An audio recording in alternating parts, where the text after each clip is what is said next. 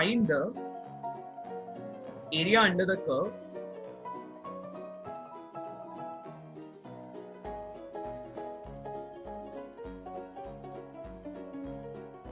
y is equal to sin of x, है ना, y is equal to sin of x। कहां से कहां तक? from x is equal to 0 to x is equal to pi। तो इसके लिए डायग्राम बनाना जरूरी नहीं है, बट देन अपन बना लेते हैं, राइट। तो इसका जनरली एरिया क्या होता है अपन जानते हैं, area under the curve is given by basically integration of y dx, है ना, ये अपन ने सीखा हुआ। यहाँ पे y की क्या वैल्यू है, sin of x, है ना, और x की लिमिट्स क्या दी हुई है, 0 से पाई। तो बस अपन को इंटीग्रेट करना था, है ना, 0 से पाई। और क्योंकि डेफिनेट इंटीग्रेशन है तो अपन ने डेफिनेट इंटीग्रेशन का क्या फंडा सीखा था वो भी अपन दोबारा देख लेते हैं। तो integration of sine of x मैं क्या जानता हूँ, is equal to minus cos of x, ठीक है। फिर जो अपन ने लिमिट्स ली है उसकी वैल्यू लिखे 0 और पाई यहाँ पर, राइट। और x की जगह क्या कह रहा हूँ, ध्यान से सुनना, x की जगह ये हुई अपर लिमिट, राइट, और ये हो गई लोअर लिमिट। इनको अपन ने सब्स्टिट्यूट करना है, मतलब माइनस साइन कॉमन निकाले, ठीक है। फिर x की जगह पहले पाई रखे, फिर x की जगह 0 रखे, और इन दो वैल्यूज को सब्ट्रैक्ट कर दिए। तो आंसर क्या आ जाता है, देखो आंसर क्या आ जाता है अपने पास, आंसर आ जाता है, it comes out to be minus of cos pi, मतलब कॉस 180 की वैल्यू होती है -1, ठीक है। अच्छा, कॉस 0 भी होता है 1, ठीक है, और माइनस की साइन तो पहले ही थी उसके। तो अपने पास आ गया 2 इज द एरिया। 2 क्या आ गया, एरिया। क्लियर हो रहा है? तो यहाँ पर यूनिट स्क्वायर लिख सकते हो, राइट, यूनिट स्क्वायर लिख सकते हो,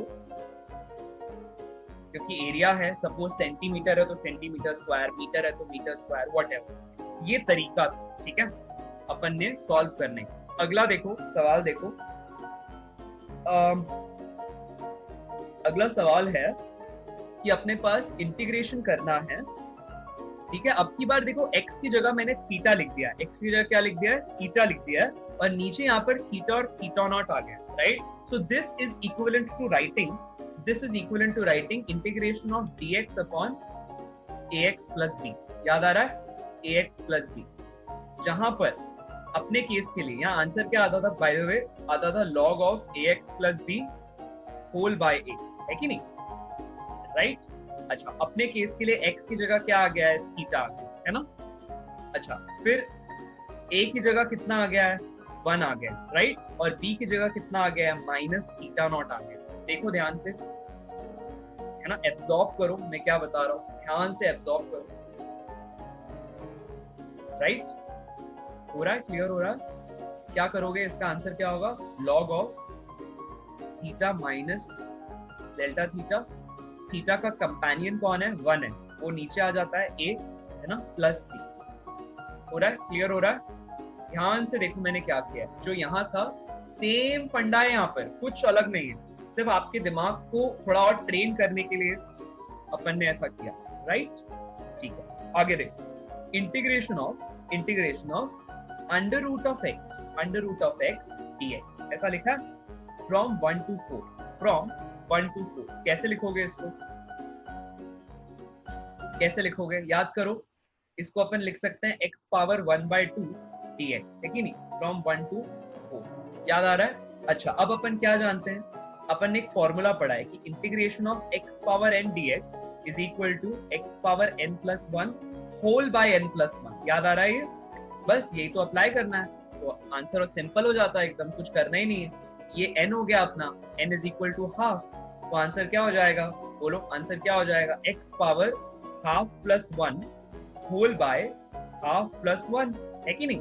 लिख लो पहले, कितना हो जाता है, हाफ प्लस 1 आ जाता है 3/2, ऊपर आ जाएगा तो हो जाएगा 2/3, और ये हो जाएगा x पावर 3/2, राइट। फिर अपन ने देखो लिमिट्स लगानी है, लिमिट्स कौन कौन सी है, 1 और 4 है, तो लिमिट्स लगा लो यहाँ पे, 1 से लेकर 4।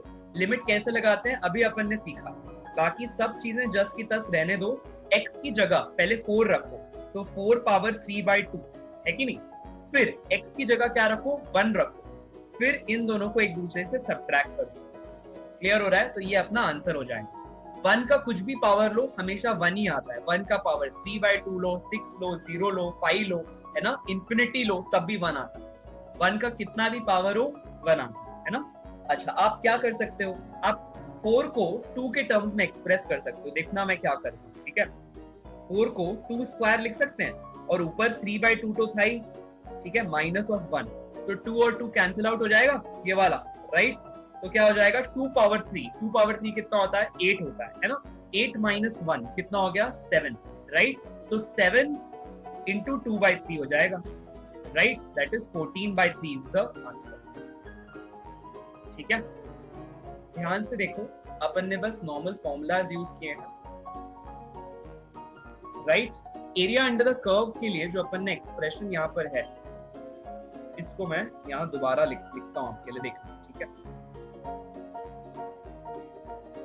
ये area under the curve sine x के लिए निकालना था, तो देखो मैं यहाँ पर साइन के लिए ग्राफ बना रहा हूँ। कौन सा एरिया निकाला है अपन ने, ये पता होना चाहिए। देखो साइन का ऐसा होता है कर्व, राइट, साइन का ऐसा कुछ होता है, ये साइन का कर्व है, ऐसा समझो, ठीक है। It starts from origin, right, and then takes a turn in the top, then in the bottom. तो ये होता है, सपोज ये साइन एक्स है ऑन दी वाई एक्सिस, ठीक है, और एक्स एक्सिस पे एक्स है, तो ये पॉइंट 0, ठीक है।